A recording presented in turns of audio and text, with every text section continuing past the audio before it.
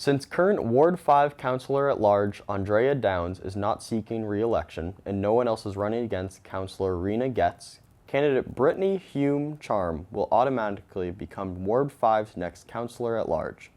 Newton News spoke with Charm to find out what areas she would like to focus on to move Newton forward.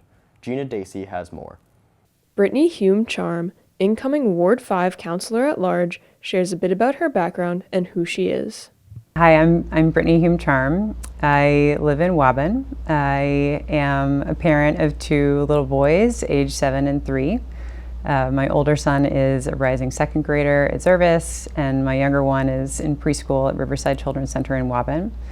I come from a multi-sectoral professional background. I have a policy degree undergrad from Princeton, where I focus on domestic social policy. And then later in my career, I got an MBA from UC Berkeley.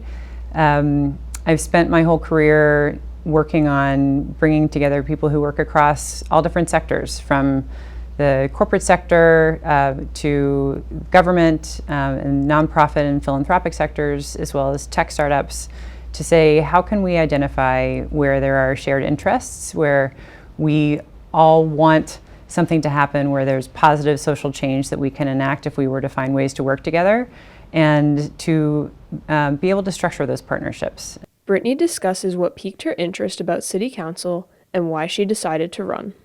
While yes, the school committee is, of course, most informed when it comes to, how should the schools use the budget that they have in a given year, and then the mayor is quite powerful in saying, well, in a particular year, you can move the budget, some one line item from here to there. It actually is the city council that has a very important role to play in terms of saying, what is the medium and long-term set of the medium and long-term vision for the city that then ultimately affects the resources that the schools and all of the other city services have to be able to say, what is your budget in a particular year? And that to me was something where I was like, okay, there is a role to be, helping to have someone from my stage of life. I think, looking at the council, I think there need to be more voices of people who are looking to say, how can we be, helping to keep this community and the schools and the city services as strong and healthy as possible. She mentioned some issues that are important to her and that she'd like to work on improving. So when I think about the things that are most important to me, it's about keeping Newton strong and also, welcoming and vibrant along the way. We are in a situation where Newton was already having financial challenges, even regardless of who was going to be president. So I think that we need to be making sure that we are appropriately thinking about the medium and long term. How can Newton be able to make sure that it has the resources to fund city services like police, fire, and roads that everyone is enjoying, as well as things like the schools that are a big factor for why people move here. It's a big driver of our property values, and it's a really important factor for also making sure that we're raising a smart, well-informed, next generation of citizens. I think that it is really important that we address some of the civic discourse.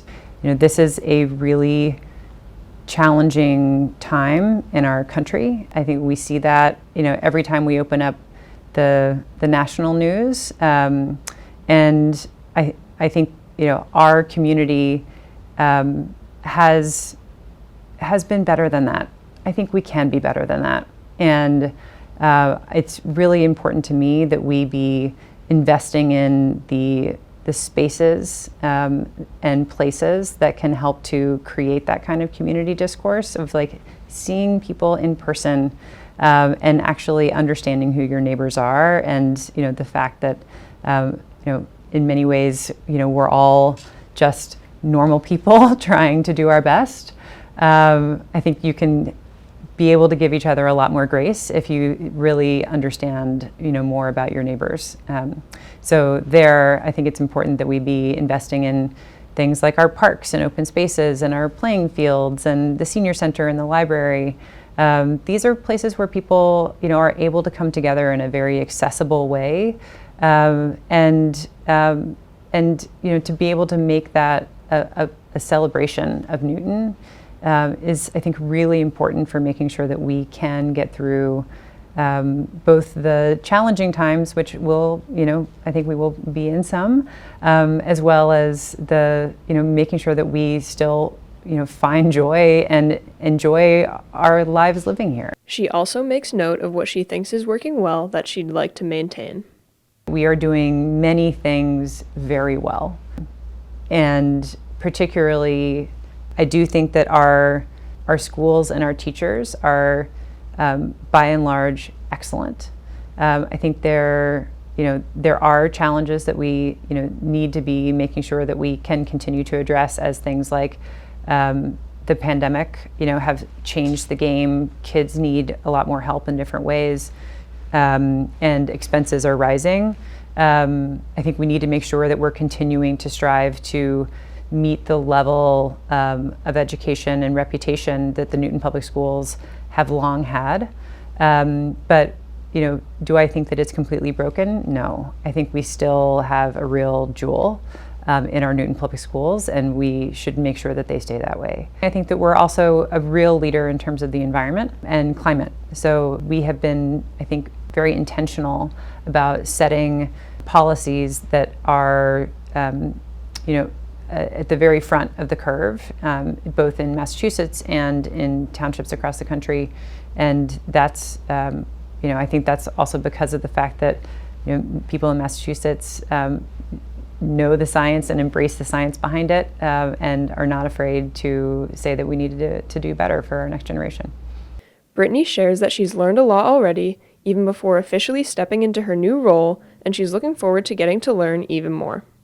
I'm coming in knowing that I am going to learn so much as a city councilor already. Even just in this campaign process, I have had the incredible honor of and privilege of being able to meet so many new people in Newton. I mean, my experience for the last 4 years has been, being deeply involved in my own part of the city, in Waban, through my kids' schools and through our, our community, community groups there, and then,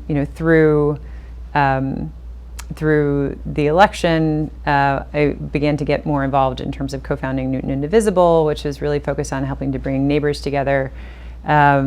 But as I have kind of taken more and more steps down this path, it's like you just meet so many different people who live in all different villages, of all different generations. They have different interests.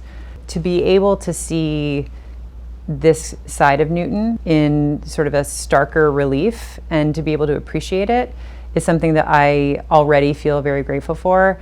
I'm sure that along the way, as I am sitting in the city council sessions and in the committees, I will learn a lot more about how some of the different decisions get made, as well as some of the technical reasons and regulations that guide that decision making. And I really look forward to that because I understand, oftentimes these are really nuanced, thoughtful things that are shaping the future of the city.